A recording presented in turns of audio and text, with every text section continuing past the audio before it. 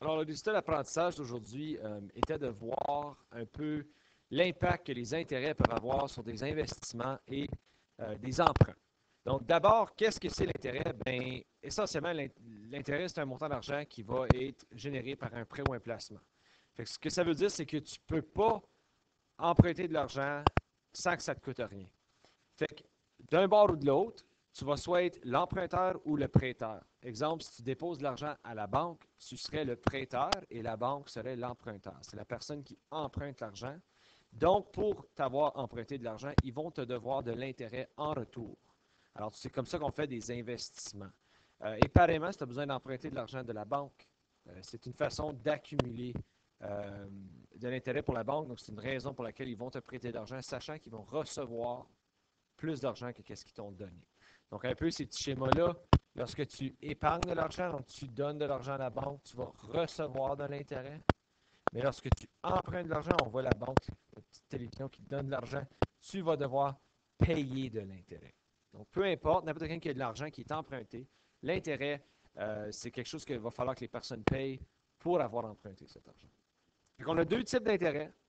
On a l'intérêt simple et l'intérêt composé. L'intérêt composé est plutôt celle qui est utilisée pour la plupart des emprunts qu'on voit aujourd'hui, des investissements.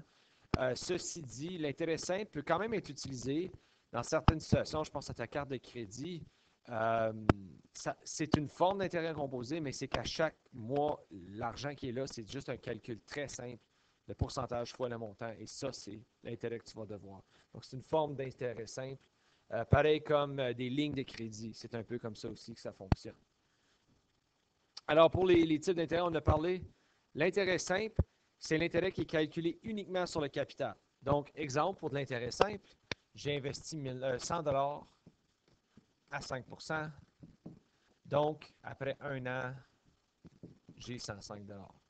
Après 2 ans, j'ai 110 $. Donc, on voit que j'augmente toujours de 5 % de mon montant initial qui a été emprunté. L'intérêt composé, c'est un peu différent parce que l'intérêt composé, c'est que le montant pour lequel le pourcentage va multiplier change à chaque période de temps. Donc, exemple, OK, 100 $ à 5 %. Bien, après un an, oui, OK, tu as 105 $. Parce que 5 % de 100, c'est 105. Mais maintenant, pour calculer combien d'argent tu as dans la deuxième année, il faut que tu calcules c'est quoi 5 % du nouveau montant, qui est 105.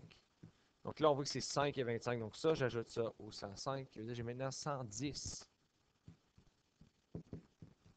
et 25. Et je répète le processus. Maintenant, je vais faire 5 % de 110 et 25. Alors, l'intérêt composé, comme vous pouvez voir, il y a un potentiel pour que ça augmente plus vite que l'intérêt simple. Alors, lequel est-ce que tu devrais prendre? Ben, ça va varier. Si tu es en train d'emprunter de l'argent de la banque, tu vas probablement vouloir simple. Pareillement, si tu vas vouloir prêter de l'argent ou tu vas vouloir investir de l'argent, tu vas vouloir composer parce que le montant va augmenter plus vite. Quelques petites définitions. Le capital, c'est le montant qui est initialement investi ou emprunté. Donc, dans ce cas ici, c'était le 100 $. Ça serait le capital, à ne pas confondre avec notre capital de pays.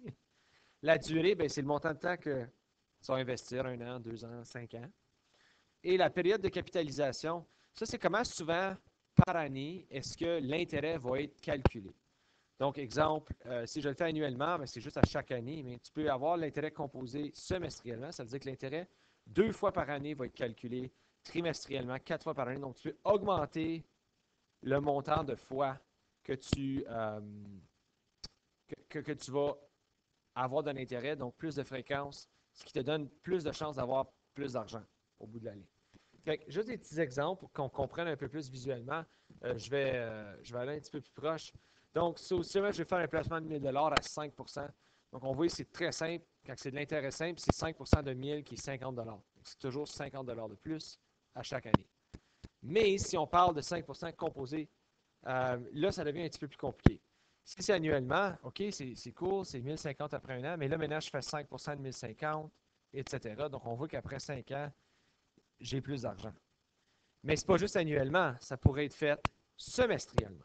Ça veut dire que 2 fois par année, il y a 2,5 % d'intérêt parce que quand même 5 au bout de l'année, mais à 2 moments, donc c'est 2,5 à chaque moment.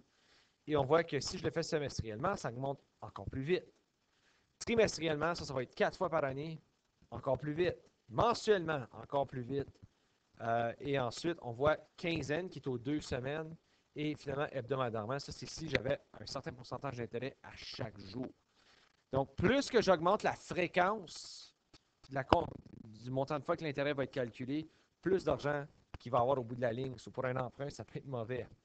Si on regarde vraiment des graphiques, l'intérêt simple, ça va faire une ligne droite comme ça. Si je faisais comme un plan cartésien avec un graphique, tandis que l'intérêt composé, on voit que c'est une courbe et on voit qu'au début, les montants sont similaires, mais à long terme, l'intérêt composé est de loin une option qui va faire plus d'argent pour la personne qui prête l'argent. Pareillement, si on augmente la fréquence des paiements, ici on a annuel en bleu. Saint-Onde, ça a bien écrit ça. Et on voit mensuel en rouge. Fait qu'on voit que c'est pas une grosse différence, mais si je capitalise mon intérêt mensuellement, on voit que ça va augmenter un peu plus vite que si je le faisais annuellement dans cette situation-là. Fait qu'on va faire un petit exemple ensemble, savoir qu'est-ce que ça va faire si je l'augmente. Est-ce que mon montant final va augmenter ou est-ce qu'il va diminuer? Si je regarde le taux d'intérêt, si j'augmente le taux d'intérêt, c'est clair que mon montant final, il va augmenter. Il va être plus grand que ce que j'avais. Hein, parce que plus que j'ai de taux d'intérêt, plus que ça va me coûter cher. Tandis que si je diminue le montant d'intérêt, mon montant final va diminuer aussi. Si je regarde la durée de la période d'emprunt, si je l'emprunte, si je l'augmente ou si j'emprunte pendant plus longtemps, mon montant final va forcément devenir plus. Hein? Si mettons, j'emprunte 500 $ pour une guitare, je ne sais pas, moi, 4 d'intérêt. Si je garde la guitare, puis je me dis, OK, je vais la payer en 5 ans au lieu de 2 ans, ça va me coûter plus cher dans 5 ans.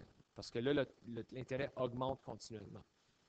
Si, mettons, je dis que je diminue le montant d'intérêt, le montant de la durée, pardon, ça devrait diminuer le montant d'argent que ça va me coûter, hein, si je le paye plus vite.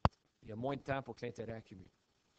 Si j'augmente la fréquence à laquelle les intérêts sont calculés, quand on dit ça, c'est ceci. Là. Si au lieu d'annuel, je vais semestriel ou trimestriel. Je fais que l'intérêt est calculé plus souvent. Donc, si j'augmente le montant de fois que l'intérêt est calculé, mon montant final va forcément augmenter. Puis si je diminue, je le fais moins souvent, mon montant final va diminuer. Si j'augmente le montant d'une mise de fonds. Une mise de fonds, il y en a qui appellent ça un down payment en anglais. Donc, ça, c'est un montant d'argent qu'on peut donner, on peut mettre au début. Exemple, si je dis, j'ai emprunté justement une guitare de 500 $, mais moi, je fais une mise de fonds de 100 $. Ça veut dire qu'en réalité, j'emprunte seulement 400 $. Fait ça veut dire que le montant final que je vais devoir va être plus petit que quelqu'un qui aurait emprunté le plein 500 $. Fait que si j'augmente le montant de ma mise de fonds, je mets plus d'argent à l'avance, forcément, mon montant final va diminuer. Je vais devoir moins d'argent parce que l'intérêt accumule sur moins d'argent. Pareillement, si je diminue le montant d'argent que je donne au début, forcément, mon montant final, il faut qu'il augmente. Là, on regarde une situation avec Régent. Lui, il a investi 5 000 $ à 6 d'intérêt simple pendant 20 ans.